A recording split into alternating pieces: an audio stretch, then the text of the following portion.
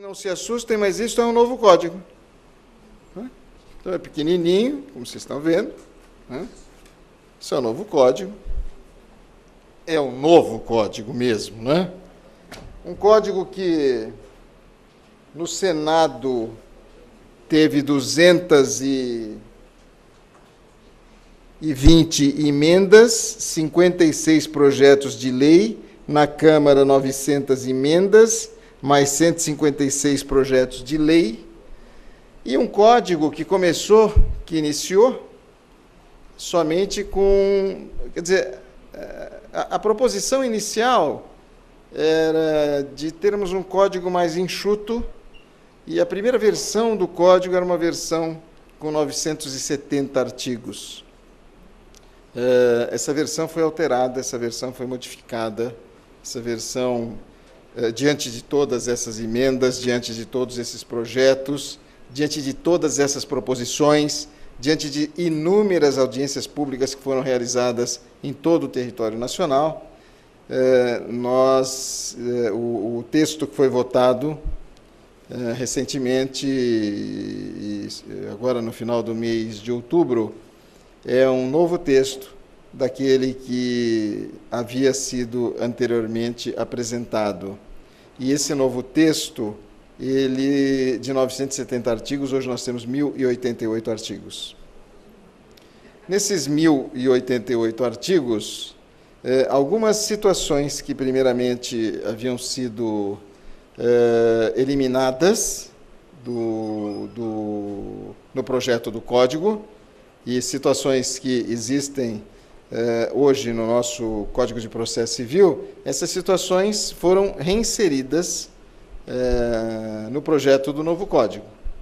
Nós temos, então, uma nova codificação, com alterações profundas, algumas delas acabam repetindo certos textos do Código vigente, e outras nós vamos ter uma situação nova na instrumentalidade, ou seja, no manejo do Código de Processo Civil. E isso é muito importante, isso é muito significativo. E por que isso, né? A pergunta que fica é a seguinte: precisávamos de um novo Código de Processo? O Código de 1973, não é? Aquele código redigido com todo aquele perfeccionismo instrumental, aquele código que atendia a uma realidade, aliás, um código avançado, um código moderno, que atendia àquela realidade presente, será que ele precisava ser alterado?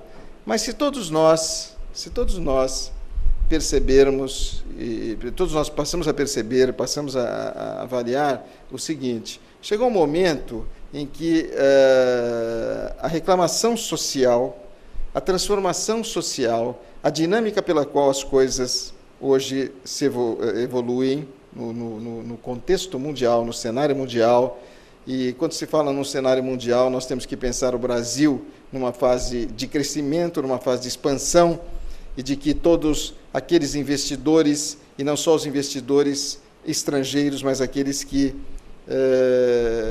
aqui estão, os empresários brasileiros, necessitavam e necessitam do quê? De um diploma que, sobretudo, trouxesse duas situações, duas vertentes. A primeira delas, segurança jurídica. E a segunda delas, que o processo precisa andar. Né? Dizer, o processo precisa caminhar, o processo precisa evoluir. Então, muito se disse, e já se dizia, e se comentava, o seguinte: a Constituição refina o processo. Mas o Código de 73, ele passou a sofrer inúmeras alterações, e eu nem vou enumerá-las aqui. Vamos focalizar somente uma delas. Por exemplo, a do cumprimento de sentença. Não tinha mais onde colocar, né? Então foram lá no artigo 475, colocaram A, B, C, D, F, J, acho que vai até o O, o R, se eu não me engano. Não é? Aí, o artigo 466, bom, não tem onde colocar, então, 466A, 466B, 466C. Né? Aí nós vamos lá para o 557 ou 558, parágrafo 1º, aí primeiro A. Gente, começou a ficar uma situação, né? E tudo isso, né, para contemplar o quê? Aquele anseio, aquele desejo, aquela expectativa da sociedade brasileira como um todo. Né? Porque chegou um momento, num país como o nosso, em que 100 milhões de processos em andamento, número considerável, sendo que aproximadamente 20 milhões só no estado de São Paulo, e nós temos uma média, e eu não sei se essa média hoje ela se aplica em todo o território nacional, ou se é uma média geral. Nós temos, por exemplo, 5 juízes para cada 100 mil habitantes. Então, vocês imaginem que a situação se tornou uma situação crítica, se tornou uma situação delicada.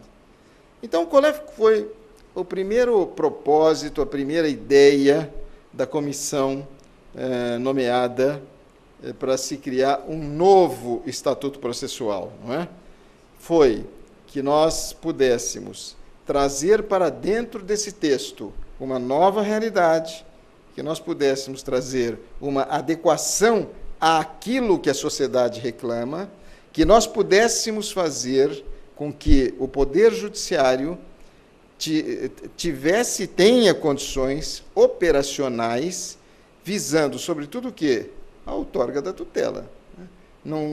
Alguém hoje que ingressa no Poder Judiciário com qualquer pleito, em busca de uma expectativa, nós sabemos o tempo que demora. Não é? E muitas vezes esse tempo que demora compromete tudo aquilo que até então sempre se objetivou, sempre se buscou, porque muito antes de alguém ingressar no Poder Judiciário, ou ingressar com pedido, ingressar com uma ação, por trás disso tem uma situação de muito desconforto, que é a situação do prejuízo. E, por outro lado, tem a situação da expectativa. Expectativa que se frustra em razão do quê? Do lapso de tempo. E por que o lapso de tempo? Como disse o ministro Luiz Fux, porque o processo acaba experimentando tempos mortos. O que significa isso? Bom, é simples. Alguém ingressa com uma petição, hoje, não é? Hoje nós temos aqui uma situação híbrida. Nós temos o processo eletrônico e nós temos o processo físico ainda. Não é? Que muitos e muitos e muitos advogados ainda não detêm essa expertise ainda com relação ao processo eletrônico. É um avanço, mas tudo aquilo que se cria, tudo aquilo que é um avanço, exige um tempo para que isso possa ser levado a efeito. Da mesma forma o código. Né? Vocês estão vendo aqui que... olha, bem que tentei ler tudo isso, viu? Eu me esforcei aqui. Muito bem. E diante disso, os tempos mortos, nós ingressamos com uma petição hoje, pedindo uma providência do juiz, e não é incomum dizer assim, não, está na juntada. Não, e o juiz? O juiz, o que ele está fazendo? Até essa petição ser juntada, até ir à conclusão, até ele determinar que a parte contrária, despachar para que a parte contrária se manifeste, o processo ficou paralisado, mortificado durante meses, durante semanas, durante dias. E o prejuízo é de quem? Será que é só daquele cliente ou daquele que está postulando a atuação jurisdicional? Não, é de toda a sociedade brasileira. Tá certo? Porque enquanto não há uma resposta, consequentemente, a situação permanece ali, né? O juiz fica de mãos atadas, o advogado fica de mãos atadas, o cliente fica ligando e não se tem nenhum tipo de informação ou nenhum tipo de solução. Outro dia eu ouvi, nós distribuímos uma ação e eu perguntava lá para um dos assistentes do nosso escritório, mas escuta, o processo não é eletrônico? Não é eletrônico, mas já faz 3 meses que foi distribuído, ainda não foi determinada a citação. Não, agora se peticionar, vai sair da ordem para ir à conclusão, depois volta lá atrás. Aí vai levar mais 6 meses. Então é assim, fica aí, espera, entendeu? Faça várias orações, que provavelmente Sua Excelência, ou então o processo... E nós estamos falando da dificuldade dos advogados, e a dificuldade, então, de juízes, e promotores e desembargadores. Ainda anteontem conversava com os colegas, uns conhecidos da Procuradoria, e uns deles me diziam assim, nossa, de 10 manifestações que eu tenho que fazer, eu hoje só consegui fazer 2, e mesmo assim consegui enviar à meia-noite. Ou seja... Bom, mas diante desse quadro, né, está ruim, né, esse quadro, né? Então, nós esperamos que esse novo código venha com uma série de proposições, com uma série de propostas. E a primeira delas é uma identificação, é uma aproximação com a Constituição Federal, uma interação, melhor dizendo, com a Constituição Federal. E esta interação com a Constituição Federal é significativa e importante, porque é uma interação com relação aos direitos fundamentais, isso é mais do que necessário, mas não só com relação aos direitos fundamentais, mas, sobretudo, para que o direito material ou aquela lei especial possa realmente ser aplicada com eficiência. Porque o que o Código de Processo, o projeto do Código de Processo, visa, busca, otimiza, é uma coisa que se chama efetividade processual. Sem efetividade, nós vamos continuar na mesma situação. Tá? Eu poderia, quando eu conversei com o nosso diretor cultural, o doutor Humberto Luiz Borges Durso, e ele me pediu que fizesse essa explanação aqui, eu disse a ele, há um tempo exíguo, para que nós possamos discutir tantas situações, e eu vou pensar naquilo que nós poderíamos falar sobre algumas coisas que nós podemos falar hoje, mas eu vou focar um ponto, porque a nossa ideia, e aqui já fica registrado o convite para todos vocês, de fazermos uma jornada, né, um dia todo ou 2 dias, com vários juristas, cada um deles debatendo um tema e com a moderação, evidentemente, com os moderadores, a fim de que, né, todo este volume de novidades que nós temos aqui possa ser discutida, possa ser debatida, possa ser levada a efeito. Não é? Então, eu preparei algumas coisas aqui para vocês, como, por exemplo... Está ruim lá.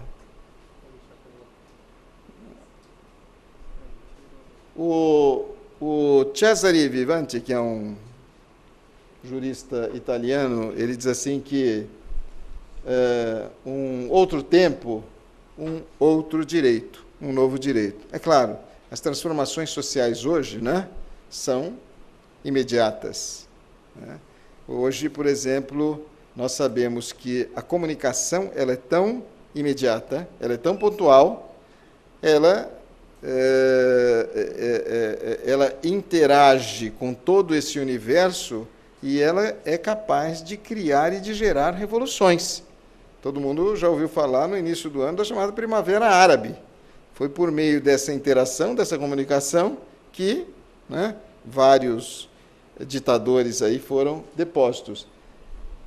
A principiologia básica do código, não é? Que é o que eu estava dizendo para vocês, isso é só um roteiro, sintonizar-se com a Constituição para a aplicação do direito material. Alguns dizem assim, então o processo se transformou no direito constitucional? Não. O processo hoje interage com os direitos fundamentais da Constituição. O que visa o novo projeto? Otimizar as condições instrumentais. Ou seja, o nosso Código de Processo é uma ferramenta com a qual nós objetivamos o quê? O resultado do provimento jurisdicional, a fim de permitir que o juiz julgue a causa conforme a realidade fática. Realidade fática, aquilo que muitas vezes não chega até ele imediatamente. Né? E nós vamos perceber pelo projeto que há uma ênfase grande na questão de mediação e da conciliação. Mediação e conciliação, não excluir da arbitragem, como vocês verão, com um objetivo único, chamado de autocomposição.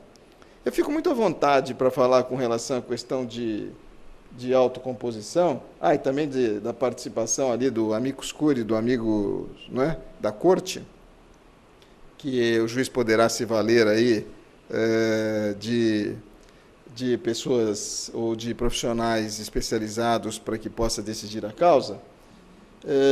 Eu fico muito tranquilo, muito à vontade para falar a respeito de mediação, de conciliação, porque muito antes desse projeto, isso sempre foi um sonho que, em várias situações lá no nosso escritório, nós conseguimos realizá-lo, ou seja, fazer com que pudéssemos retirar a hostilidade do processo e transformá-lo num resultado de benefício para as partes, não é?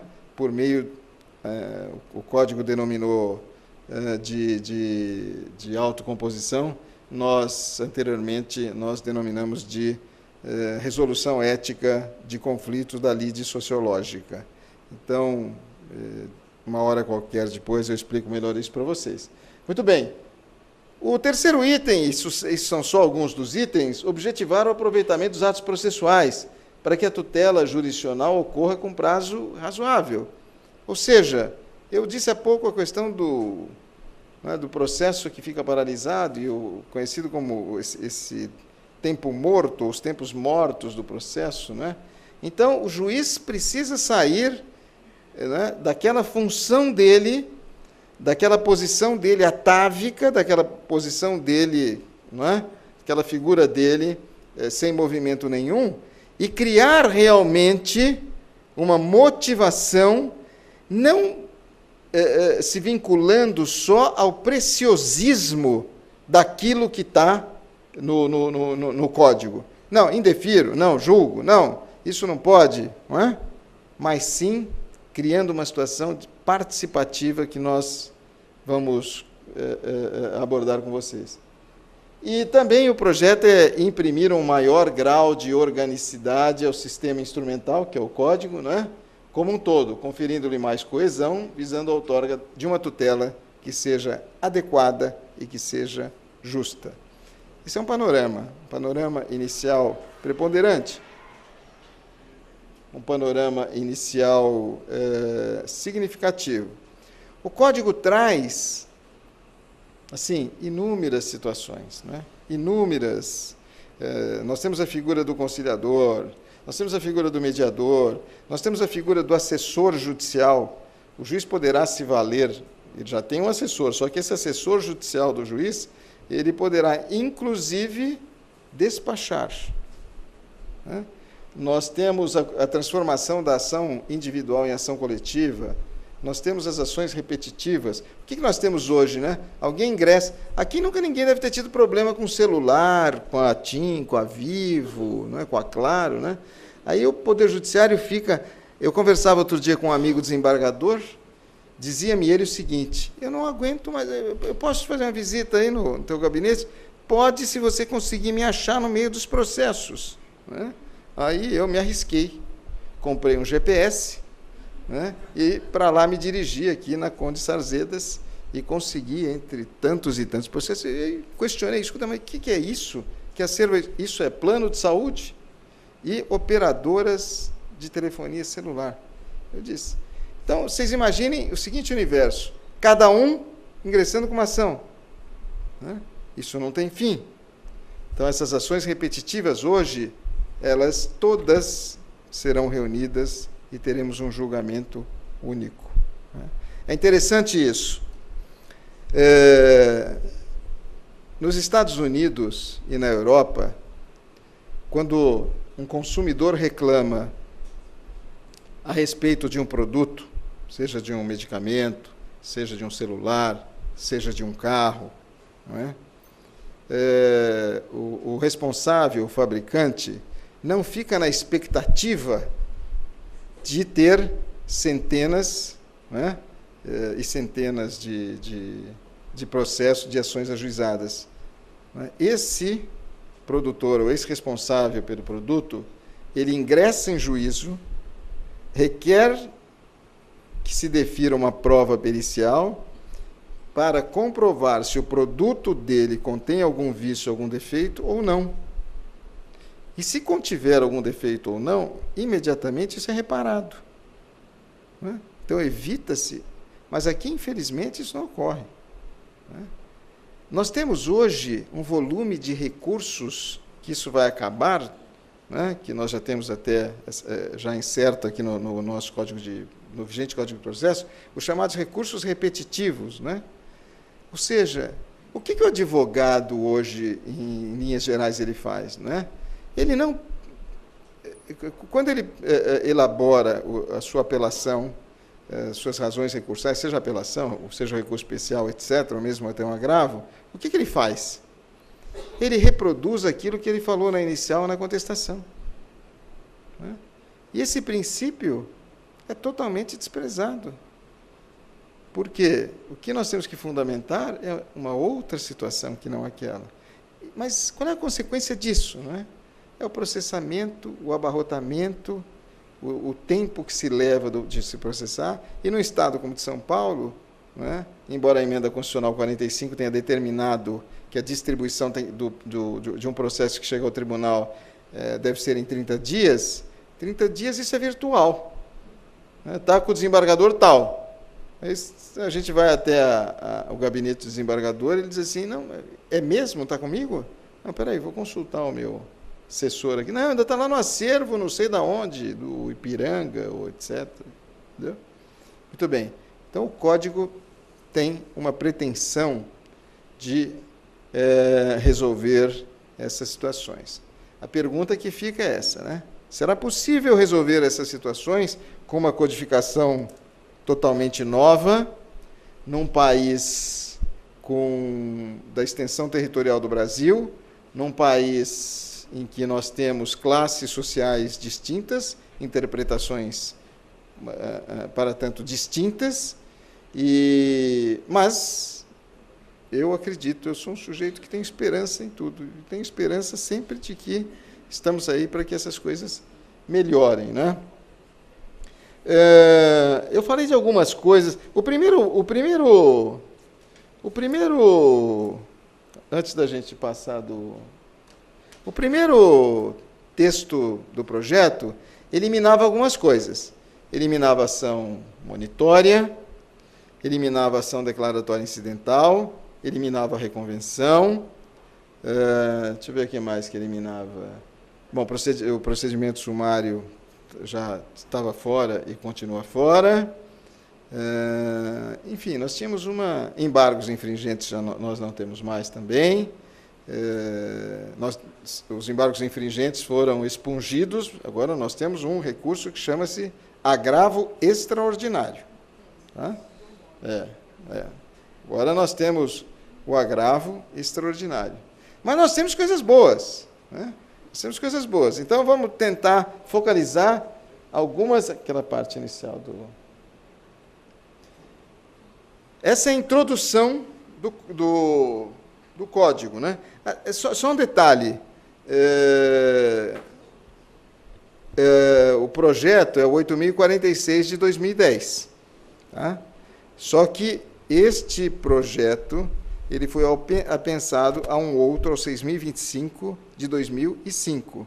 E fora outras, eu não vou ficar citando aqui, proposições de emendas. Quer dizer, então, tudo isso foi aglutinado e se transformou no projeto de lei 8.046. Então, o Código começa dizendo o seguinte, mas o texto que o Marcelo aqui, que está me ajudando, deixou de colocar aqui em cima, diz o seguinte, das normas fundamentais do processo civil. Normas fundamentais. O artigo 5º da Constituição trata do quê? Dos nossos direitos fundamentais. O Código do Processo Civil será ordenado e disciplinado conforme as normas desse artigo. Perfeito. Isso está no contexto do quê? do princípio da instrumentalidade e formalidade dos atos processuais. O processo civil começa por iniciativa da parte, isso estava lá no artigo 262 do Código, né? E se desenvolve por impulso. E vejam bem, olhem a redação do artigo 3º. Não se excluirá da apreciação jurisdicional ameaça ou lesão a direito. Isso lembra alguma coisa? Artigo 5º, inciso 35 da Constituição da República. Está sintonizado ou não está? Está claro ou não está? É permitida arbitragem. Eu nem sei se isso precisava constar, sinceramente. Tem uma lei que regula a arbitragem e o Código não necessariamente precisa. Mas vamos lá. O Estado promoverá sempre que possível a solução consensual dos conflitos. Qual é o objetivo dessa norma? É um só, a pacificação social. Eu sempre faço um registro do seguinte: nós temos uma formação, nós que eu digo, nós brasileiros, e nas universidades e nas faculdades, nós temos, e posso falar isso com muita segurança também, muito à vontade, nós temos uma formação bélica, uma formação hostil. Né? O advogado, ele, ao obter a carteira, ele se sente muito poderoso. Né? E não é para menos. Afinal de contas, esta carteira permite a ele que movimente um dos poderes constituídos de um Estado democrático de direito, que é o judiciário. Quando eu subscrevo uma petição inicial, uma contestação, uma reconvenção, um recurso, etc., eu estou movimentando uma estrutura gigantesca. Consequentemente, a responsabilidade aumenta. Mas as instituições, de um modo geral, e não estou, de certo modo, generalizando, elas preparam o profissional para a linha do litígio, para a linha do processo. E nós vivemos uma outra realidade. A realidade hoje é a de otimizarmos o resultado fora do processo. Vocês sabem o que eu costumo dizer para alguns clientes que acabam aderindo a essa nossa proposição de autorresolução ética de conflitos? Eu digo para eles o seguinte: vocês vão ter uma sentença sem processo. Como? Ao final da transação, isso se transforma num título executivo. Se homologado em juízo, será um título judicial. Se fora do juízo, será um título extrajudicial, sem o processo. Muito bem. É essencial que o Estado faça isso, mas tem um detalhe. É essencial desde que juízes, desde que advogados estejam preparados e imbuídos desse propósito, e não advogados preocupados em cobrar honorários, bilhetando no lapso de tempo para colocar dinheiro do cliente no seu bolso, sem levar o resultado efetivo que se espera, que se aguarda. Né? E aí a gente vê os piores descalabros. Essa que é a realidade. Né? Muito bem, é preciso que ambos os advogados, aquele advogado do lado de lá e o advogado do lado de cá, autor e réu, queiram realmente, tenham o propósito e a visão, uma visão pontual de querer resolver o litígio, o conflito. É muito comum o advogado, quando ele recebe um mandato de um cliente, ele mandar um e-mail para o colega, para o outro colega, e às vezes aquele e-mail é um e-mail meio intimidatório, né? Porque todas as vezes que alguém recebe uma citação, ao mesmo tempo a citação, ela não é só para o sujeito se defender, mas ela gera também uma intimidação. E os e-mails que são enviados, ou a forma de comunicação, qualquer outra forma de comunicação, é assim: solicito que o colega entre em contato, etc., etc., a fim de evitar providências judiciais. É sempre num tom ameaçador. né, para tratar de assuntos de seu interesse, etc. Né? Quando deveria ser o contrário. No direito argentino, eles dizem o seguinte: os advogados devem ter um tratamento de elegância, devem ter um tratamento de lealdade, devem ter um tratamento de dignidade entre si. Né? Então, por que não convidar o colega ao invés de intimidá-lo? Quem sabe a solução do conflito pode se resolver a partir dessa iniciativa. A conciliação, a mediação e outros métodos de solução consensual dos conflitos, vejam bem, deverão, e eu quero que vocês frisem bem isso, deverão ser estimulados por magistrados, advogados, defensores públicos e membros do Ministério Público, inclusive no curso do processo judicial. Sabe o que significa isso? Um dever de cooperação. Não é a cooperação não pode ser somente pelos advogados. De que adianta os advogados estarem imbuídos de um propósito se perante o juiz, se perante, muitas vezes, a necessidade de se conversar com um promotor de justiça, ou com um desembargador, ou com o próprio juiz, se não houver esse acesso. E se o juiz não tiver essa percepção, né, tiver somente a preocupação de estar caneta nas mãos para despachar e fazer aquilo que ele faz o dia a dia e que, às vezes, alguns despachos, etc., já vêm prontos do próprio cartório. Até porque nós sabemos que, num estado como o nosso, sobretudo numa cidade como São Paulo, são milhares e milhares e milhares e milhares de processos que tramitam em cada uma das varas. Aí eu pergunto para vocês, o juiz consegue administrar? Jamais. O juiz é um administrador? Não. O presidente do TJ é um administrador? Não. O presidente do Supremo é administrador? Não. Ele está em evidência, mas não é um administrador. Né? Vamos lá. Olhem de novo a Constituição aí. As partes têm direito... Isso está na Constituição de 88, hein? Demorou, nós estamos em 2014.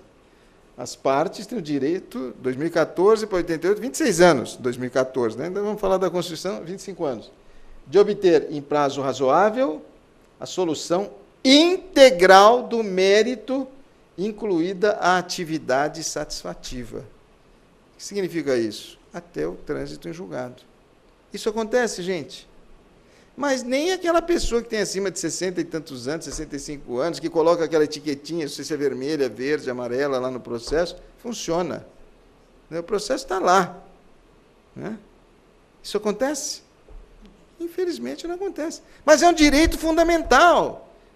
Por isso que a Constituição, por isso que o título aqui do projeto do Código trata exatamente do processo civil e dos direitos fundamentais que vão passar a regulá-lo.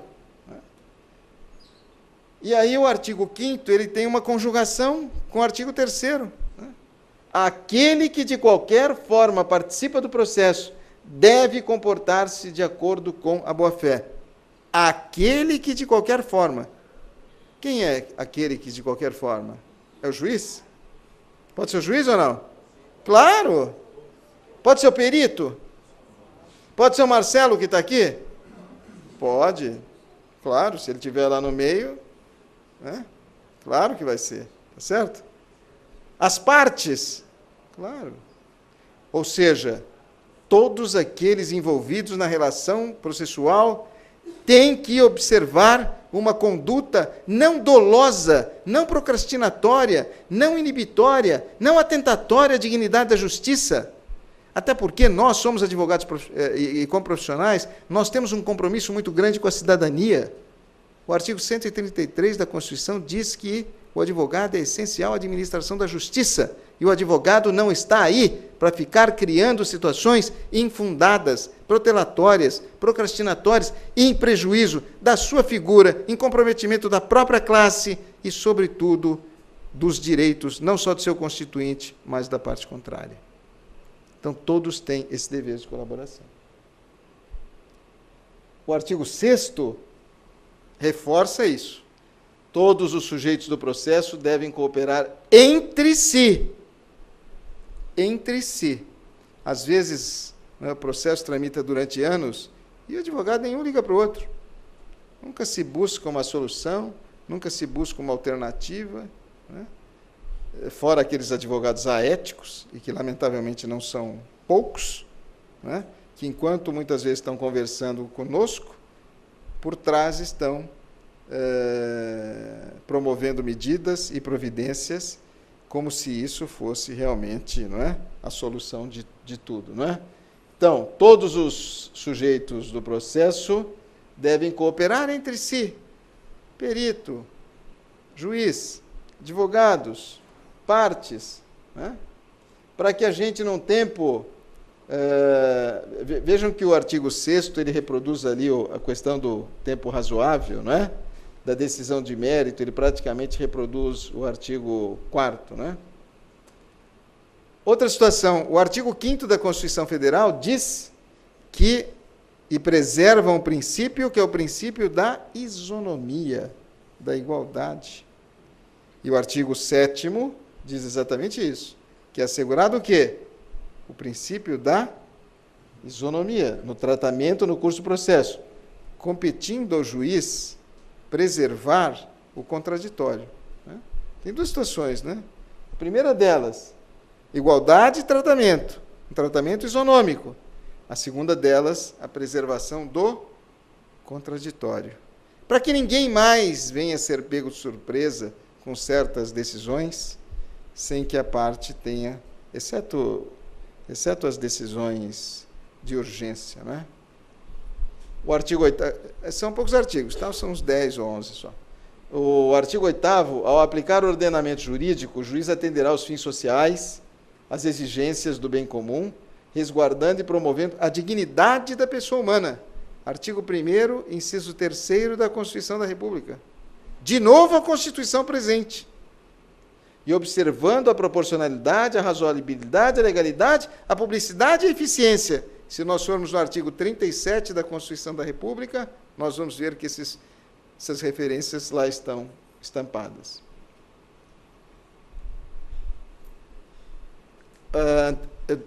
Eu disse há pouco, acho que no artigo 8º ou no artigo 7º, que o juiz não vai proferir decisão sem observar o contraditório, né? Não se proferirá decisão contra uma das partes sem que esta seja previamente ouvida. Vocês viram que mudou tudo, né? O Código começava, a jurisdição civil, começa ainda, né? Que tá em vigência, né? É exercida por juízes, né? O Código hoje é outro código, né? Muito bem, sem que a outra parte seja ouvida. Existem exceções? Existem, não é? A tutela antecipada de urgência, e agora aqui nós vamos começar a falar sobre a questão de tutelas, né? E as hipóteses de tutela antecipadas de evidência. Eu separei um tópico a respeito do novo Código de Processo, que me parece um tópico extremamente significativo. Como o processo cautelar foi extinto, não há mais processo cautelar. Então, se nós temos hoje o quê? A partir do artigo 796 do CPC, nós temos a principiologia, tá certo? Do processo cautelar, que vai do 796 até o 812, artigo 796 até o 812, e a partir daí nós temos o quê? As medidas cautelares nominadas, arresto, sequestro, busca e apreensão, etc, etc. Hoje nós não temos mais processo cautelar.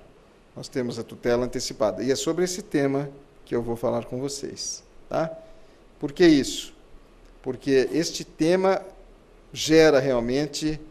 exige realmente uma reflexão muito significativa. E este tema também sofreu alterações.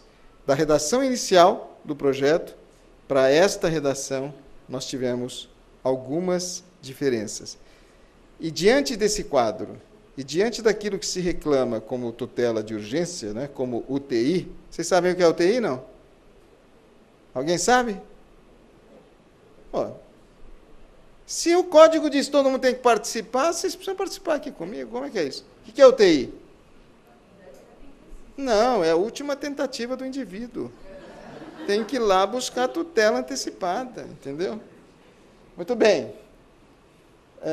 Artigo 10º, em qualquer grau de jurisdição, o órgão jurisdicional não pode decidir com base em fundamento a respeito do qual não se tenha oportunizado manifestação das partes, ainda que se trate de matéria apreciável de ofício. Aqui eu vou fazer uma ressalva. O que ele quer dizer com isso? O que o projeto quer dizer com isso? Que o contraditório que nós falamos há pouco, né, que está lá no artigo 9º e no anterior, né, tem que ser preservado, ainda que se trate de matéria apreciável de ofício. Eu discordo disso. Se for uma questão de prescrição, se for uma questão de... Eu imagino que... Mas, enfim, está aí. Vamos ver se não vai ser alterado, né? Porque ainda alguma coisa pode ser alterada. O artigo 11, novamente, e por isso da constitucionalização do processo, repete: todos os julgamentos dos órgãos do Poder Judiciário serão públicos e fundamentadas todas as decisões. Isso está no vigente Código de Processo Civil e está também no artigo 93, inciso 9º da Constituição Federal. Decisão não fundamentada é decisão nula. Não basta o juiz dizer defiro, indefiro, né, como comumente a gente observa por aí. Nos casos de segredo de justiça... Bom, agora, o artigo 12 traz uma novidade, uma coisa muito interessante.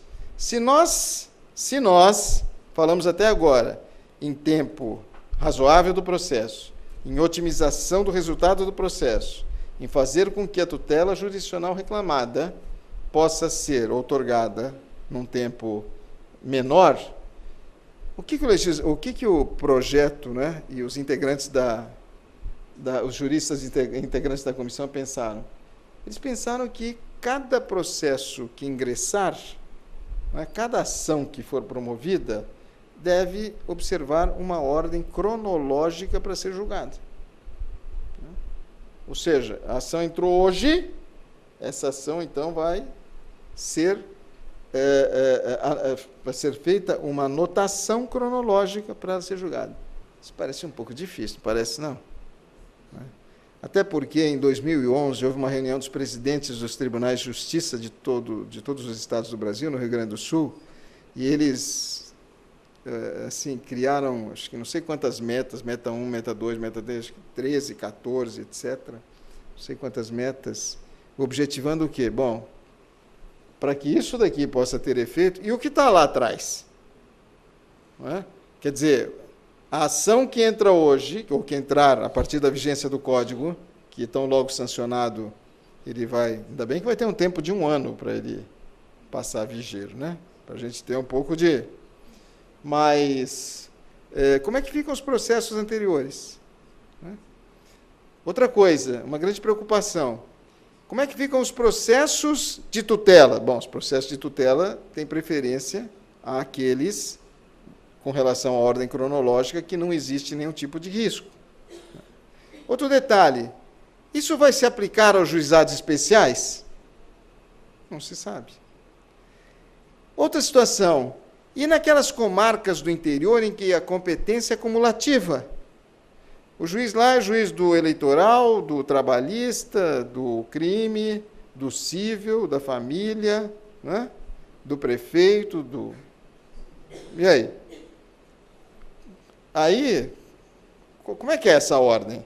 Será que essa ordem vai ser somente para os processos cíveis? Sim, somente para os processos cíveis. E essa ordem cronológica, ela será somente em relação às ações distribuídas em primeira instância? Não. Será também com relação aos recursos interpostos e perante os tribunais. Precisa ter boa administração para fazer isso, né? Porque o escrivão lá do cartório, seja da secretaria do tribunal, ou seja da secretaria da vara, ele vai ter que cuidar de fazer essa anotaçãozinha aí e observar isso. Né? Observar isso. Muito bem.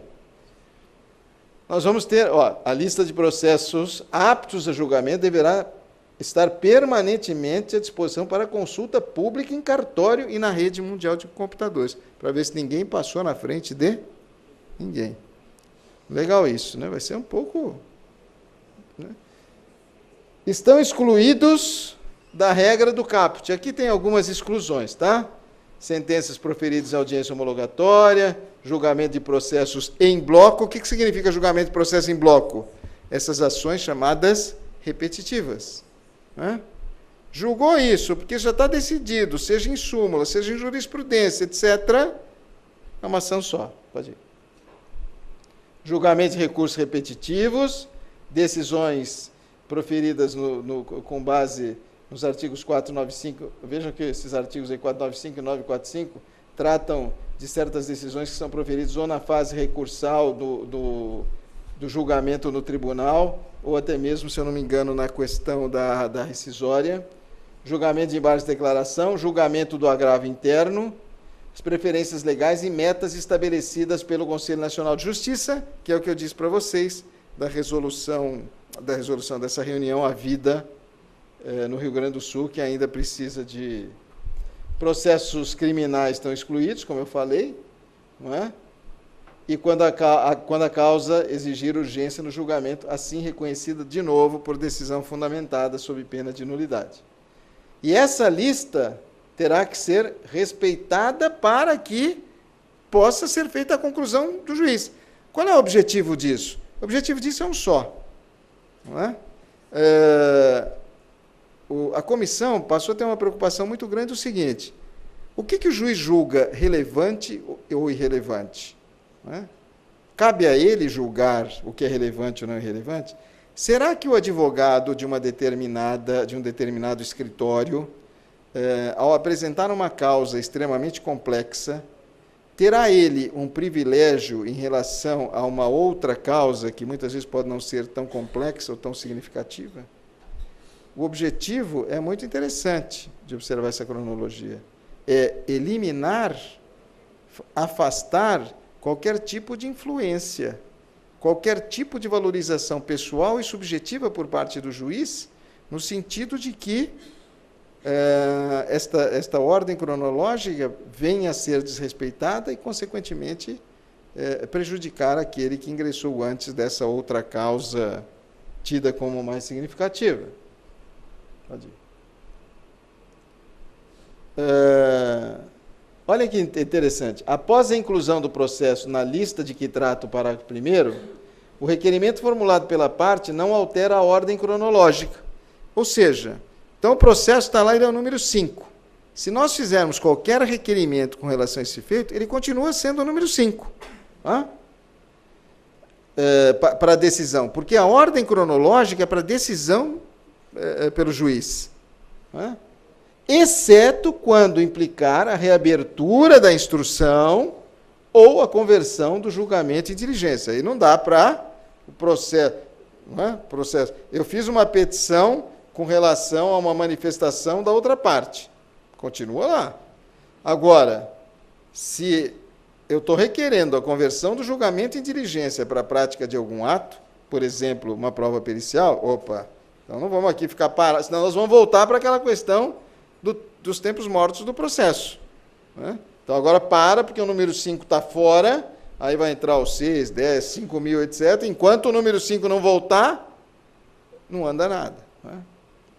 Decidido o requerimento previsto no parágrafo 4º, o processo retornará à mesma posição em que anteriormente se encontrava na lista, com aquela exceção.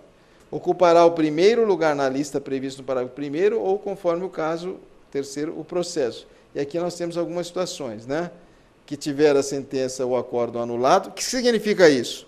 Muitas vezes, em razão do recurso interposto, o processo, quando volta para a vara de origem, seja para efeito de cumprimento de sentença, seja para efeito que o juiz profira uma nova sentença, esse processo fica lá atrás, né?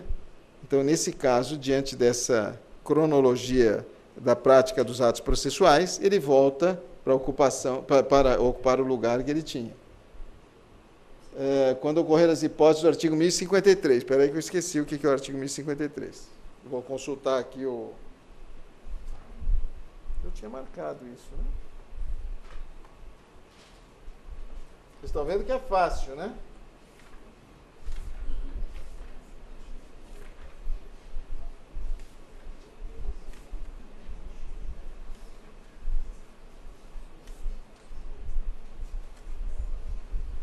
inciso é o 2.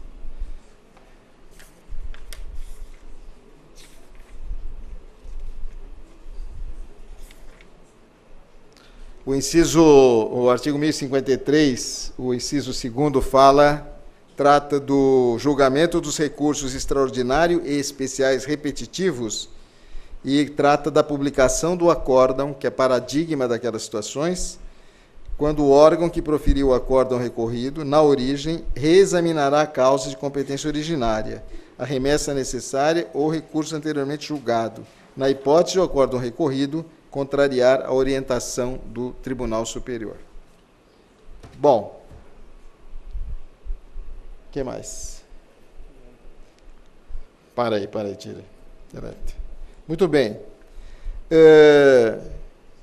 Tem uma coisa importante, os honorários advocatícios agora têm natureza alimentar. Que bom, não é? E se a parte recorrer e perder, o tribunal pode aumentar ainda mais a condenação, né? A gratuidade da justiça, agora, não precisa ser mais naquele incidente observado a Lei 1060.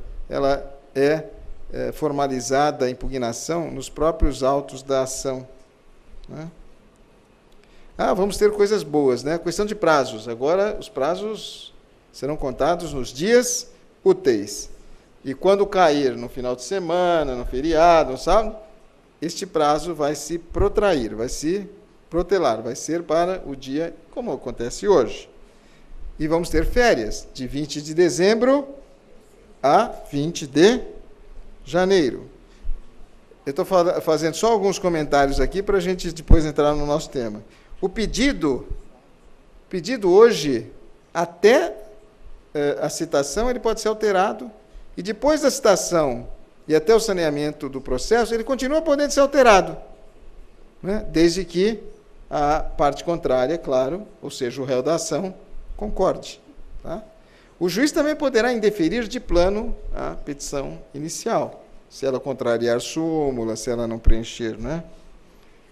Que o Código passou a chamar de improcedência liminar do pedido. Nós vamos ter a conversão de uma ação individual em ação coletiva, desde que isso traga um reflexo para toda a coletividade. Tá certo? Ao invés de ficarmos aí criando litisconsórcio, o juiz poderá ouvir o Ministério Público e, dessa maneira, transformar aquela ação coletiva em ação individual. Ação individual em ação coletiva. Detalhe, na audiência o juiz vai designar uma audiência que pode ser uma audiência de mediação ou de conciliação, e as partes podem manifestar o seu desinteresse. Mas se as partes manifestarem o interesse e não comparecerem, o juiz vai aplicar uma sanção em razão de ato atentatório à dignidade da justiça e ainda uma aplicação de multa. Ou seja, agora ninguém vai mais para aquela audiência, tem acordo? Não tem acordo? Tá bom, tchau. Não vai ser mais assim. As ações de família, é interessante isso, as ações de separação, as ações de divórcio, né? As ações de dissolução de união estável passam a ser reguladas no projeto do Código. E nós tivemos uma emenda constitucional que suprimiu a questão da separação. Hoje não se fala mais separação, porque nós tínhamos antes uma dualidade de processo. Hoje nós falamos só em divórcio. Caso hoje, às 7 da noite, não quero mais, às 8, posso estar me divorciando. Né? Mas o Código fala em separação. O Código inseriu também a dissolução das sociedades, né? No seu projeto. Isso estava meio afastado. Uma outra situação que é prevista na Constituição Federal, no artigo 102, na linha L, que é a reclamação contra a autoridade daquilo que foi decidido pelo tribunal. A reclamação passa a ser também um mecanismo para fazer com que a autoridade daquilo que foi julgado pelo tribunal, ou da súmula, ou de um enunciado, ou seja preservado.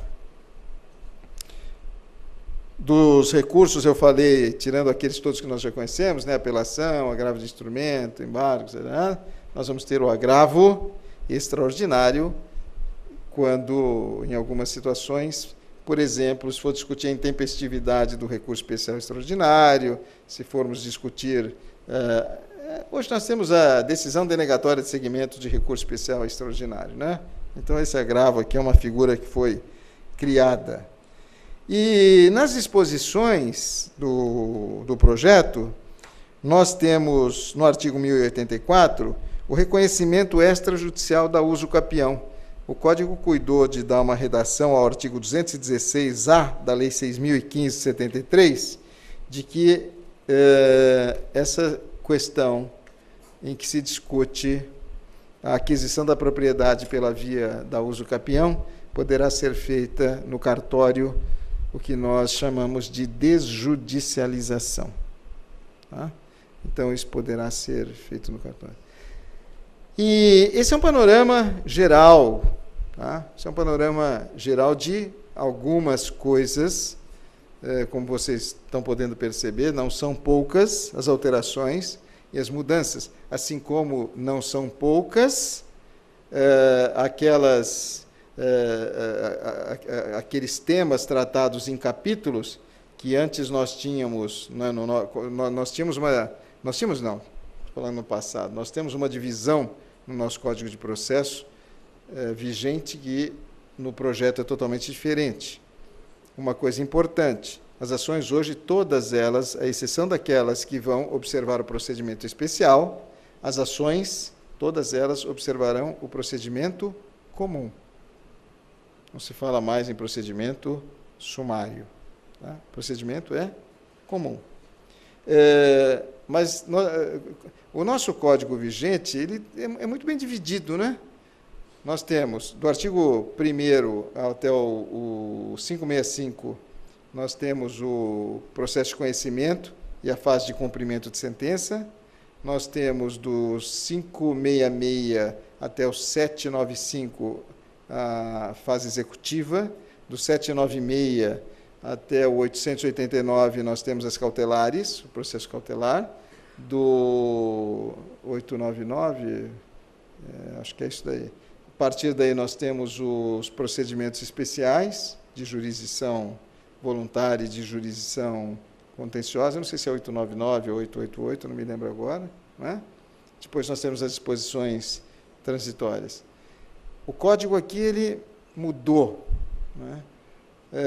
Nós temos um capítulo que trata, por exemplo, da execução de pensão alimentícia ou da prestação alimentar com base em título extrajudicial.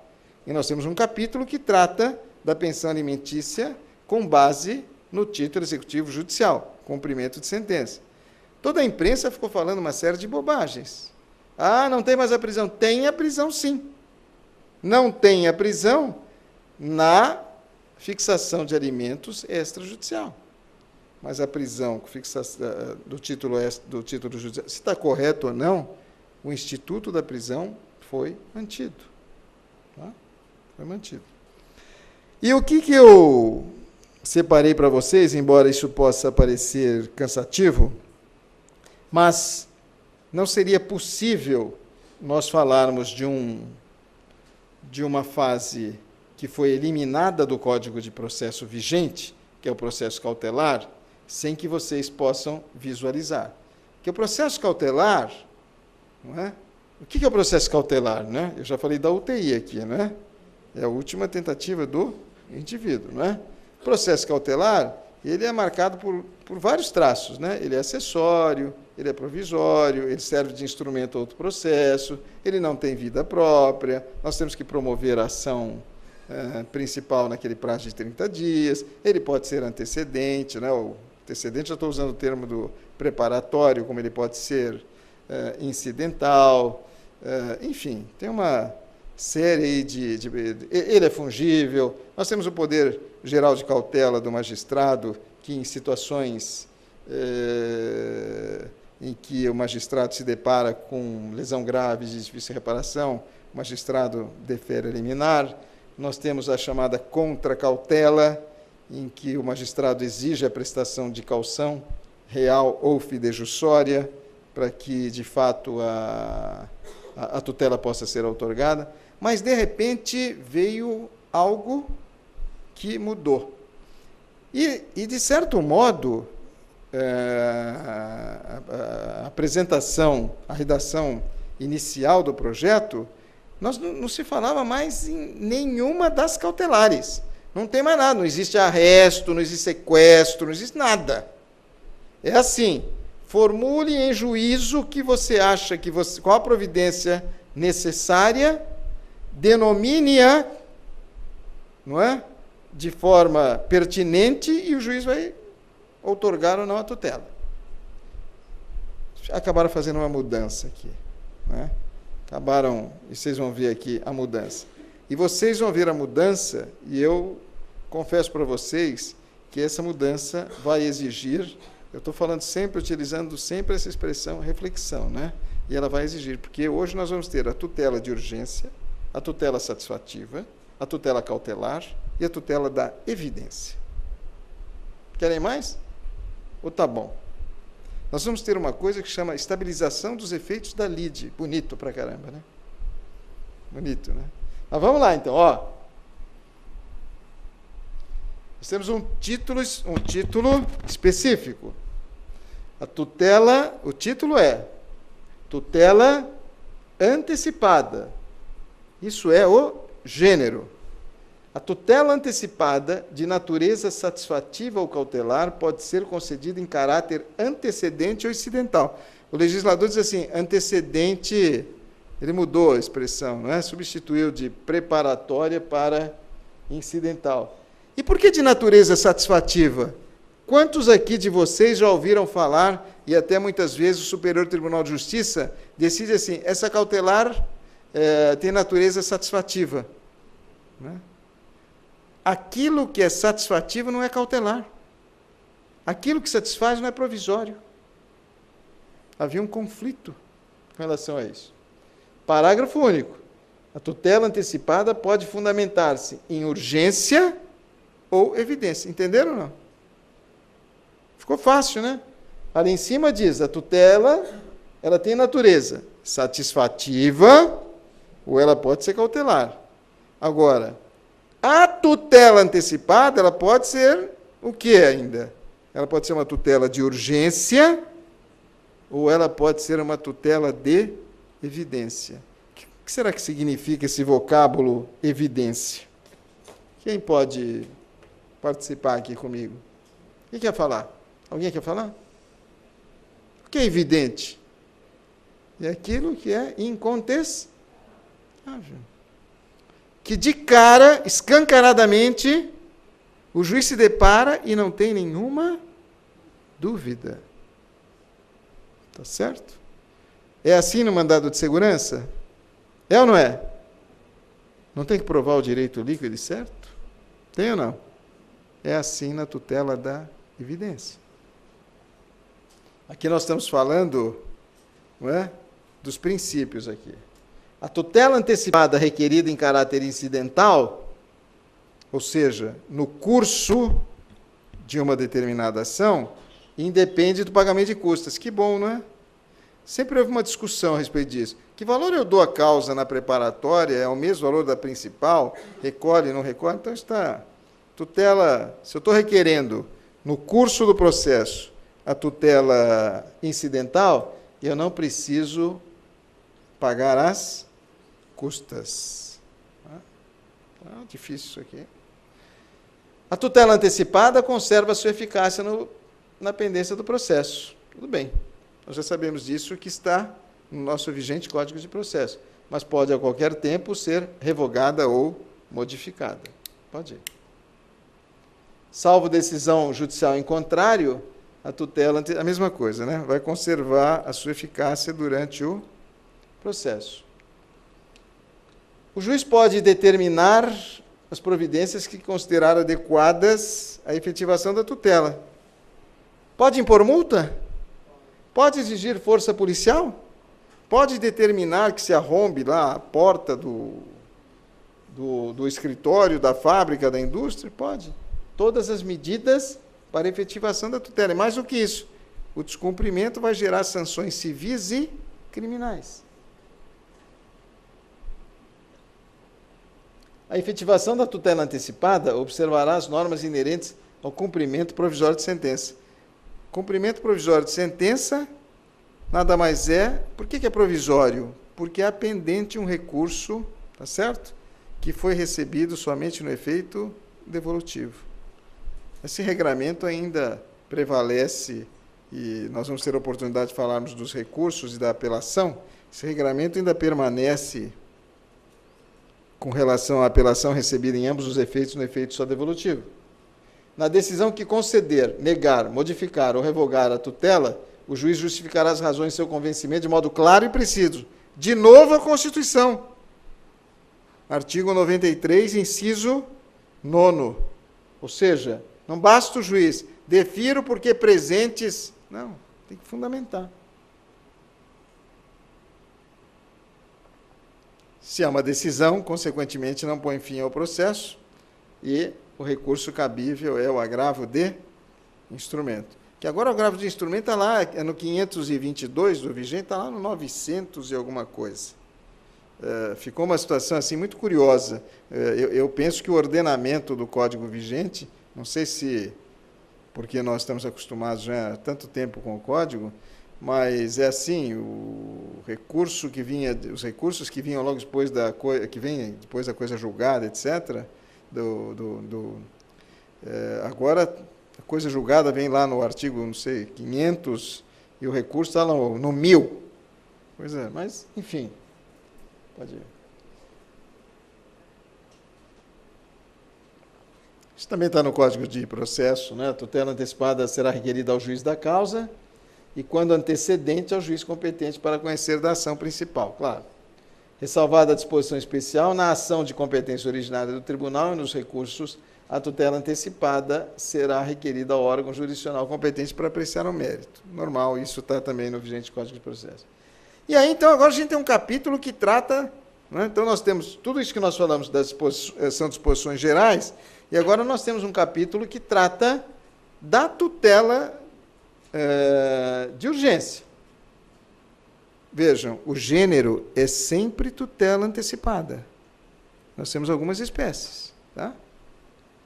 Nós temos a tutela de urgência e nós temos a tutela cautelar. Que ninguém confunda isso. E nós temos a tutela satisfativa. É preciso ter realmente conhecimento, estudo, percepção para saber o que nós vamos requerer. Até porque, o que nós temos hoje na tutela antecipada? Nós vamos lá no artigo 273, não é? Exige prova inequívoca e verossimilhança dos fatos, que o juiz vai deferir, ou quando o juiz perceber que a defesa é meramente protelatória procrastinatória. Quando a tutela antecipada foi inserida no Código de Processo Civil, gerou uma confusão absurda, né, por parte de todos aqueles que militam. Né? Agora é antecipada, mas é cautelar? Não, não é cautelar, é... Bom, a partir daí, diante de tantas situações conflitivas, novamente houve uma alteração e foram inseridos 2 parágrafos, especialmente o 6º e o 7º do artigo 273, e o 7º diz o seguinte: se aquilo que está sendo requerido, o advogado não teve a percepção de perceber que não é antecipação de tutela, mas é um pedido de natureza cautelar, não é? Que cautelar é fumus boniuris, periculum in mora. Tutela antecipada é prova inequívoca e verossimilhança. O que fez o legislador? Se o que está sendo pedido não é antecipação de tutela, mas uma providência de natureza cautelar, o que é possível fazer? Não é? Visando otimizar o processo. Eu vou considerar, juiz, em razão da fungibilidade, eu vou considerar esta tutela como sendo tutela cautelar e não tutela antecipada. E isso está expressado no artigo 7º do artigo 273 do vigente Código de Processo. A tutela antecipada de urgência será concedida quando houver elementos que evidenciem a probabilidade do direito e o perigo na demora da prestação jurisdicional. Está aí o fumus boniuris? Não. É uma tutela de urgência. Né? O sujeito entrou no hospital, voltando para a UTI, ele não pode ficar esperando, ele tem que ir direto para a UTI, é urgente. Ele, né, tem a plausibilidade e o perigo na demora. Para a concessão da tutela de urgência, o juiz pode, conforme o caso, exigir caução real. O que é isso? Se o juiz pode deferir a tutela de urgência, ele pode também exigir que a parte preste caução. E aqui tem uma inovação, exceto se a parte for hipossuficiente, né? Ou seja, não tiver condições de prestar caução. Tá certo? Consequentemente, se a parte demonstrar que não tem essa condição, ela será dispensada. Essa é uma novidade. Nós já temos isso no Código de Defesa do Consumidor. A tutela antecipada de urgência... Vocês estão vendo que a tutela é sempre antecipada, seja de urgência, seja cautelar, né? Só que a tutela não será antecipada quando nós falarmos da tutela da evidência. Vamos lá. Tutela antecipada de urgência pode ser concedida liminarmente, sem ouvir a parte contrária, tá certo? E aí tem a ressalva do início que eu falei para vocês da exposição, de que o juiz não vai determinar ou deferir nada sem ouvir a parte contrária, mas em se tratando de urgência não há tempo de ouvir a parte contrária. Isso não quer dizer que ele vai desprezar o contraditório. Ou após audiência de justificação. Agora vejam, gente, assim, e me permitam fazer uma observação. Eu li, reli, vocês podem imaginar quantas vezes que eu li e reli, né? Essa história. Então, tutela antecipada de urgência. Agora, olhem o texto abaixo. Tutela cautelar antecipada. Tá? A tutela cautelar antecipada pode ser efetivada mediante... Então, o que eles fizeram? Isso não existia no projeto inicial. Então, eles, os juristas e mais todos esses autores desses projetos de emenda, projetos de lei, proposições todas, sugeriram o quê? Não vamos excluir o arresto, não vamos excluir o sequestro, não vamos excluir o arrolamento de bens, não vamos excluir o registro de protesto contra alienação ou qualquer outra medida idônea. Tá? Então, ficou especificamente que nós vamos ter uma tutela cautelar antecipada, fumus boniuris e periculum in mora, para o arresto, para o sequestro, para o arrolamento. E aí o legislador da comissão aí entendeu que precisava explicar, né, que o arresto incide sobre bem indeterminado que sirva para garantir a execução. Arresto e sequestro são medidas inibitórias da fraude. Né? E está lá no artigo 813 e também no artigo 820, nos artigos 813 e 822. Ou seja, o arresto visa aquele bem ou aqueles bens que são objeto da discussão e o sequestro, qualquer bem ou até mesmo dinheiro. Né? O 302. A tutela antecipada de urgência não será concedida quando houver perigo de irreversibilidade. Claro. Né? Se o juiz não estiver convencido ou se aquilo que ele determinar for irreversível, claro que ele não vai deferir a tutela. Pode ir. Independente da reparação por dano processual, a parte responde. Isto também está na principiologia se eu não me engano, no artigo 810 ou 811 do vigente Código de Processo. Aliás, é basicamente, ou ipsis literis, não mudar absolutamente nada. Não é a questão de se o juiz eventualmente deferir uma tutela, essa tutela for efetivada e ao final do julgamento do processo principal, a parte que requereu a tutela for a perdedora, ela poderá ser condenada a uma indenização e por isso que o juiz exige caução para garantir o resultado dessa indenização. Pode ir. Aqui começamos com algumas novidades. E essa parte agora se torna não mais tão idêntica àquilo que nós temos no vigente Código de Processo, mas com algumas outras novidades. Nos casos em que a urgência for contemporânea à propositura da ação, ou seja, a situação é iminente, a situação é de urgência. A petição inicial pode limitar-se ao requerimento da tutela antecipada satisfativa. Por que isso? Muitas vezes o cliente chega ao nosso escritório e diz assim, estou passando por isso, mas olha, o senhor precisa me trazer esse documento, mais aquele, mais aquilo. Não, mas eu não vou conseguir obter. Como é que eu faço com o plano de saúde, por exemplo? Como é que eu pego o meu extrato no banco que vai levar 10 dias para me fornecer? Então vejam a redação. A petição inicial pode limitar-se ao requerimento da tutela antecipada satisfativa e à indicação do pedido de tutela final. Então, sumário. Isso também está no artigo 801, se não me engano, inciso 3º do vigente Código de Processo. Eu quero uma tutela que satisfaça aquilo que eu estou precisando agora e vou indicar qual ação que eu vou promover e qual o pedido final que eu quero nessa ação. Não é? Da tutela, com a exposição sumária dali, do direito que se busca realizar e do perigo da demora na prestação da tutela jurisdicional. Vocês estão vendo que o legislador ele está sempre insistindo nessa questão de que a tutela de urgência vai sempre ser deferida desde que se comprove esse tal perigo, né, de demora na outorga da tutela. Concedida a tutela antecipada satisfativa, a que se refere, aí tem algumas obrigações. O autor deverá ditar a petição inicial. Vejam bem, não é promover uma nova ação. Como é que existe hoje? Nós promovemos uma nova ação que é autuada em apenso. Não é assim que funciona?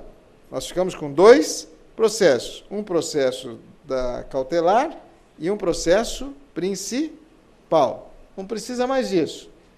O juiz concede a tutela, o autor adita aquela petição, com a complementação da sua argumentação, juntada de novos documentos e a confirmação do pedido da tutela final. Aquele documento que ele não pôde obter, e que ele já obteve, ele tem que anexar em 15 dias ou em outro prazo que o órgão jurisdicional fixar.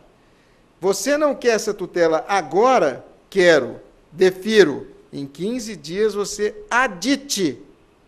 Não é uma nova ação. Você adite e me traga toda a documentação. O réu será citado imediatamente, mas o prazo para a resposta começará a correr após a intimação do aditamento a que se refere o inciso 1º. O que nós temos hoje? Quando se ingressa com a cautelar, o juiz cite-se para contestar no prazo de 5 dias, sob pena de revelia. Agora não. Entrou com o pedido de tutela, o réu será citado somente após a apresentação do aditamento formalizado. Tá? Pode ir. O que acontece se o autor do pedido aí não fizer o aditamento? O processo será extinto sem solução de mérito. Certo? Não é assim hoje, quando não se ajuiza a ação no prazo de 30 dias? Só que agora não é 30 dias aqui, é 15 dias. O aditamento a que se refere o inciso 1º dar-se-á nos mesmos autos, acabei de falar, sem a incidência de novas custas processuais. Tá certo?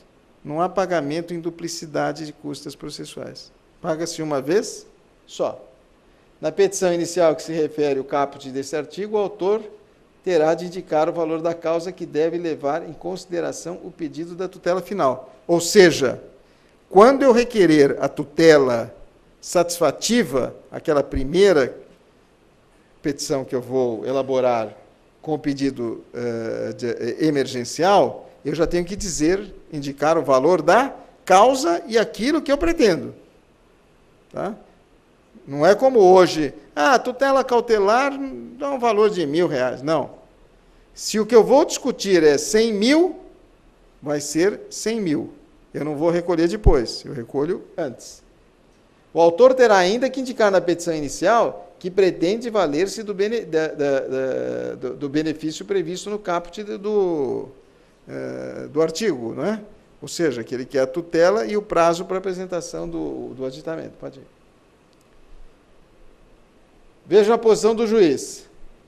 Caso entenda que não há elementos para a concessão da tutela antecipada, o órgão jurisdicional determinará a emenda da petição inicial em até 5 dias. O juiz não vai indeferir de plano, de cara.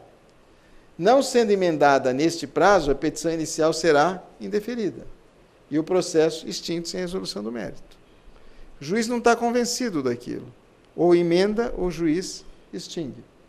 A tutela antecipada satisfativa, todo mundo já ouviu falar, né? Tem a cautelar satisfativa? Todo mundo dizia, não, não tem. O STJ passou a entender que tem sim, para que vai entrar com uma outra ação se já foi satisfeita a obrigação aqui? A tutela antecipada satisfativa, concedida nos termos do artigo 304, que é o caput, isso é importantíssimo, importantíssimo. Torna-se estável se da decisão que a conceder não for interposto o respectivo recurso. Ou seja, o juiz defere a tutela. Não há recurso. Qual o recurso? Decisão é? Qual o recurso? Agravo. Essa decisão dele vai se estabilizar. Tá? No caso previsto no caput, o processo será extinto. Acabou. Qualquer das partes poderá demandar a outra com o intuito de rever, reformar ou invalidar a tutela antecipada satisfativa estabilizada. Acabou. Ou seja, eu não recorri do que o juiz deferiu. O que eu tenho que fazer agora? Eu tenho que promover uma ação para isso. Eu posso requerer o desarquivamento desses autos e da data em que eu tiver ciência, eu vou ter 2 anos, para promover uma ação a fim de reformar a tutela que foi deferida. Essa estabilização nós chamamos de estabilização dos efeitos da tutela jurisdicional deferida. Tá? Pode ir. A tutela conservará os seus efeitos quando não revista, reformada ou invalidada por decisão de mérito, só por uma outra ação, né? Qualquer das partes poderá requerer o desarquivamento dos autos em que foi concedida a medida para instruir a petição que se refere e prevento o juízo em que a tutela foi, ou seja, a distribuição será perante aquele juízo que deferiu a tutela. O direito de rever, reformar ou invalidar a tutela extingue-se após 2 anos. Isso não é uma ação... Tem uma feição de rescisória, né? Mas não está nominada como rescisória. Pode ir. Agora chegamos à tutela, não é? Que se assemelha muito à questão do mandato de segurança. A tutela da evidência será concedida independente da demonstração de perigo da demora da prestação da tutela jurisdicional quando? Aqui não se fala mais perigo de demora, não se fala mais em fumos boniores, não é nada disso. Tutela da evidência é uma tutela que se afigura inquestionável. Quando é que o juiz defere? Ficar caracterizado o abuso do direito de defesa ou manifesto propósito protelatório da parte. Vejam, está o contraditório aí ou não? Claro que está. Ficar caracterizado o abuso do direito de defesa. Isso está no artigo 273, parágrafo, se eu não me engano, inciso 2º do Código de Processo vigente. Então, aqui tem um contraditório. Tem a participação do réu. As alegações de fato, né, porque as alegações de fato materializam-se por meio de provas, as alegações de fato puderem ser comprovadas apenas documentalmente. E se houver tese firmada em julgamento de casos repetitivos ou em súmula vinculante. Quer dizer, é evidente, olha, está aqui a prova. Lá o artigo 273 não fala, e no inciso 1º, em prova inequívoca ou verossimilhança, né? Tem que provar por documentos. Alguns dizem, alguns juristas sustentam, que isso é possível se provar a verossimilhança e a prova inequívoca por meio de prova testemunhal. Mas o texto do artigo 273, ali, principalmente o inciso 1º, é claro. E repete mais ou menos isso. As alegações de fato puderem ser comprovadas apenas documentalmente e houver tese firmada. Acabou. É evidente.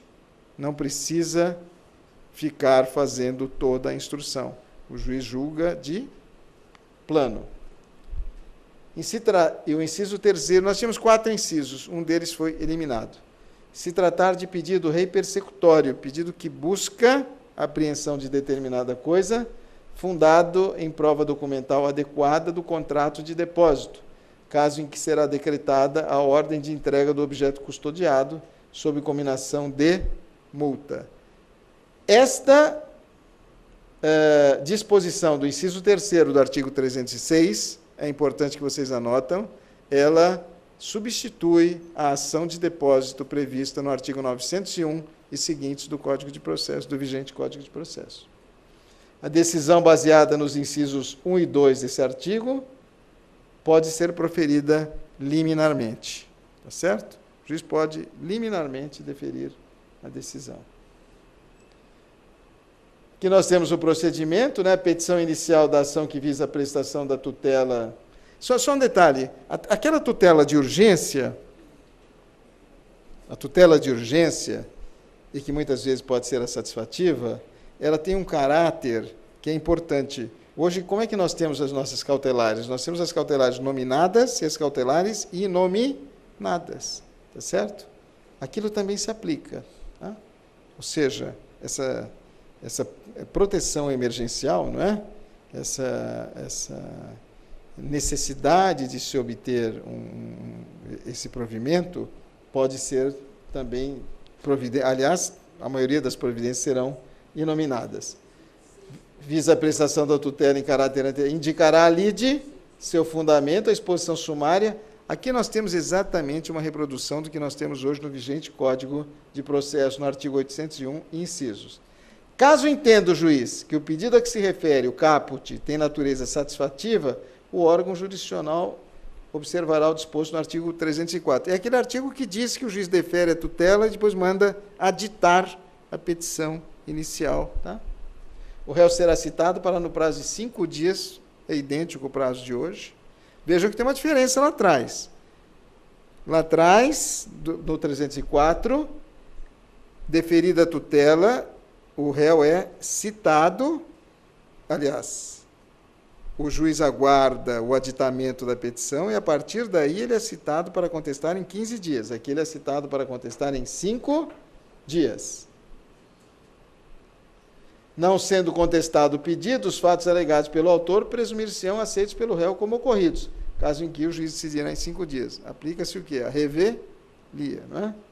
Contestado o pedido no prazo legal, observar-se-á o procedimento comum, que é o procedimento que vai reger, basicamente, todo o novo projeto. Efetivada a tutela cautelar, o pedido principal terá que ser formulado pelo autor no prazo de 30 dias. Repete o vigente Código de Processo. Neste caso, será apresentado nos mesmos autos em que veiculado o pedido da tutela, não dependendo do adiantamento de novas custas. Nós nunca mais vamos ter 2 processos, vamos ter sempre um processo e o outro aditado. O pedido principal pode ser formulado conjuntamente com o pedido cautelar.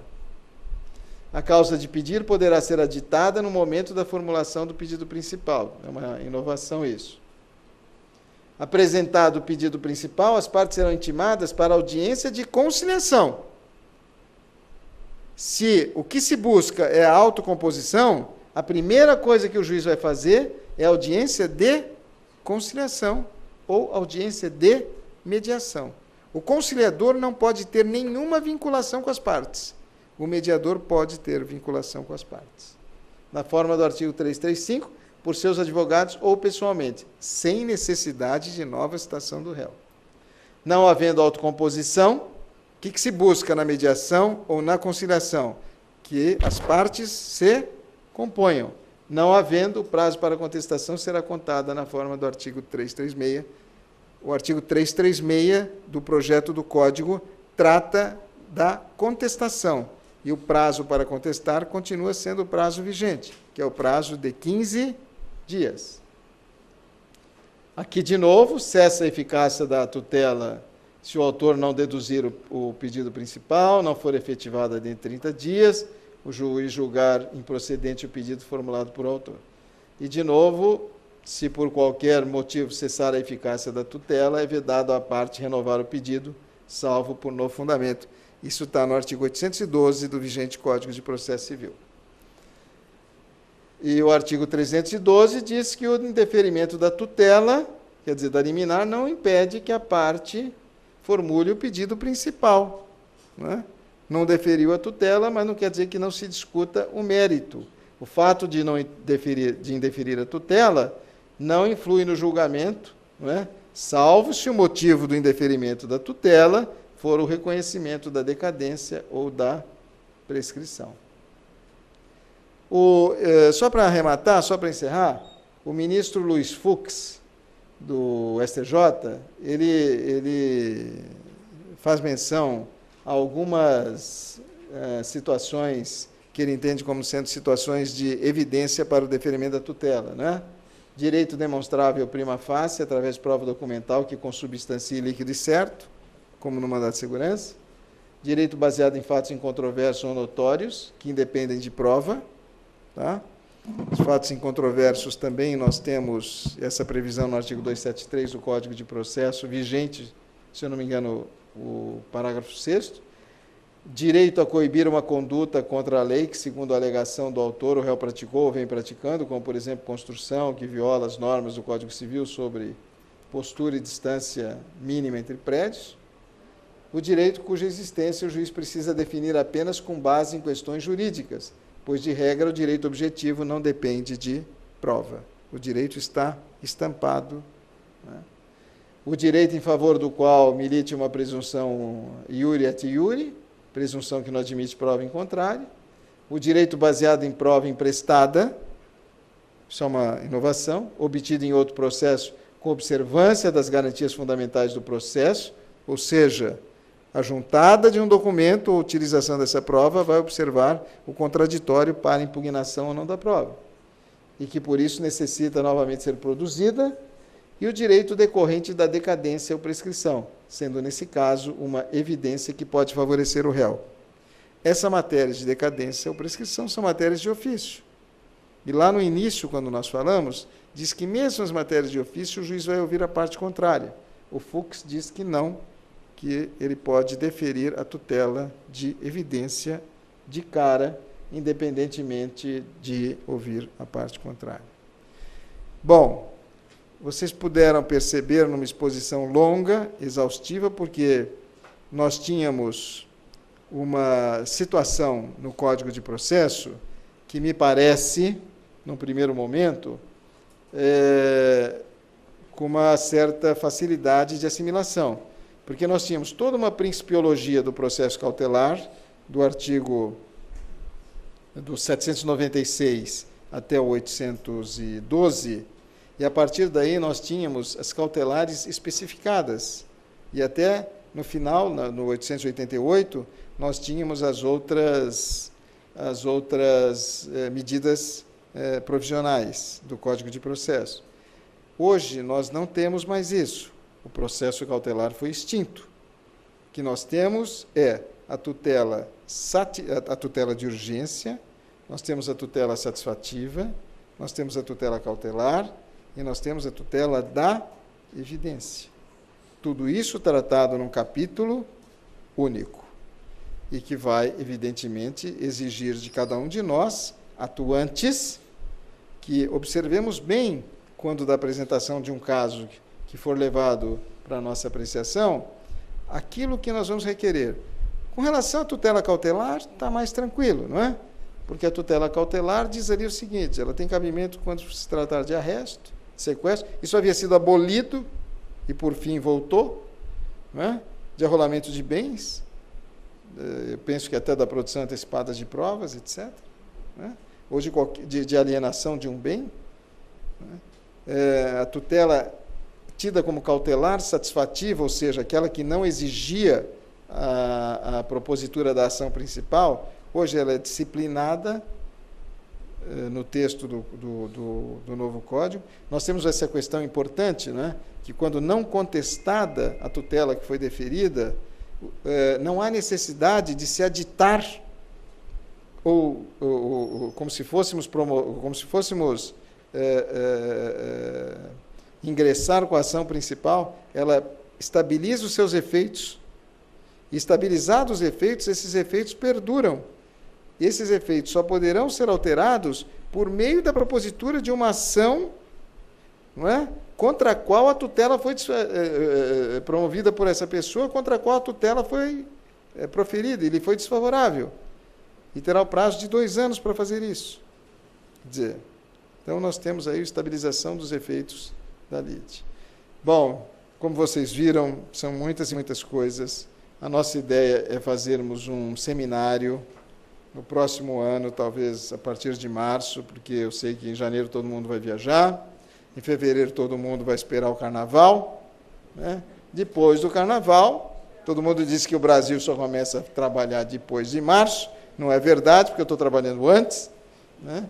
E muitos de vocês também, mas eu estou certo de que nós teremos oportunidade de debatermos tantas outras questões, uma delas, por exemplo, que está no artigo 50 do Código Civil e que hoje está no artigo 133 do projeto, que é a desconsideração da personalidade jurídica, inclusive a desconsideração inversa, que é muito importante. Ou seja, a Comissão de Juristas teve essa preocupação de trazer para dentro do Código de Processo não só o direito constitucional, como também o direito material. Olha, eu agradeço imensamente, sobretudo por uma questão. Eu percebi que, assim, quase ninguém levantou e foi embora. Eu acho que eu consegui transmitir um pouquinho, não é? Eu numa determinada, participando de uma palestra uma vez em Salvador, um jurista, que agora me fugiu o nome, mas ele foi secretário secretário da Justiça aqui em São Paulo, baiano, que eu estou tentando me recordar, e a plateia tinha uns 700, 800, e estou tentando lembrar o nome dele, e ele disse que ele saía de casa e a mãe dele, embora sem nenhuma formação, dentro daquela humildade, dizia para ele assim: meu filho, olha, se ninguém levanta, porque se ninguém levantar é porque você agradou. Se começar a levantar e sair é porque você desagradou, você encerra logo. Entendeu? Então ele nunca mais esqueceu. E ele teve um gesto de tanta humildade que nós estávamos numa convenção em Salvador, num hotel, devia ter umas 800 pessoas, e ele, num reconhecimento e num gesto de humildade, ele sai do tablado e se ajoelha diante de todo mundo e agradece. Eu não vou me ajoelhar, mas eu vou agradecer. Muito obrigado.